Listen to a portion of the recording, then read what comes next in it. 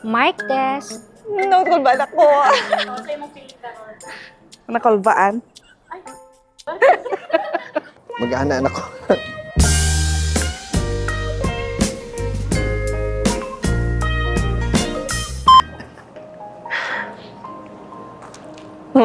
Basta.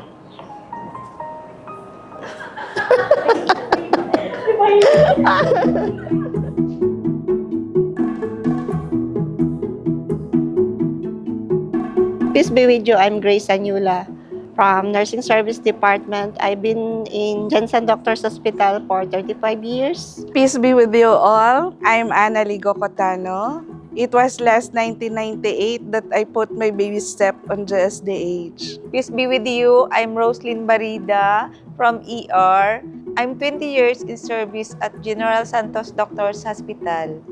This year marks my silver year of service in this hospital. I have worked as a staff nurse in the ward, at first at the 2A station, which is now the newly renovated kidney center, and then at 2B station, which is the new offices, and at 1C, where I realized my passion to take care of the tiniest patient of this hospital. I started working here last 2004 as a nursing attendant at 1D at parang naikot ko na lahat ng station. Currently, na-assign ako sa ER OPD for almost 9 years. Hindi, ang ER sa una is kanang pharmacy.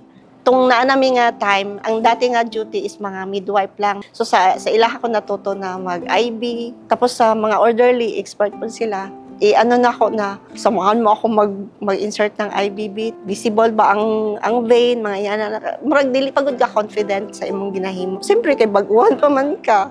What makes me stayed for 25 years in this hospital is the family spirit and the sense of belongingness.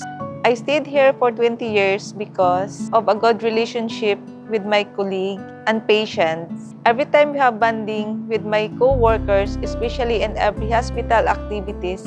During night shift, magbaon mi, kanya-kanya may baon din. Magluto-luto mi, tapos sabay-sabay mi magkaon. Supportive ang imong mga colleagues. Tapos understanding about sa imong work. Tapos murag na work-life balance. Memorable moment at GSDH is that achieving my goal for this hospital to become a mother-baby friendly health facility. Sa patient na sa ICU na ikaw lang isa, challenging kaayo na i-care good nimo ang patient na nakaano siya, nakabento siya. Tapos all of the sudden marag namatay siya. Marag dugay gud siya nagstay sa ICU.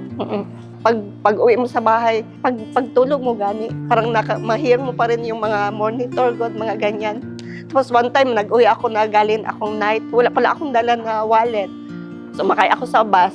Wala pala akong dalang money.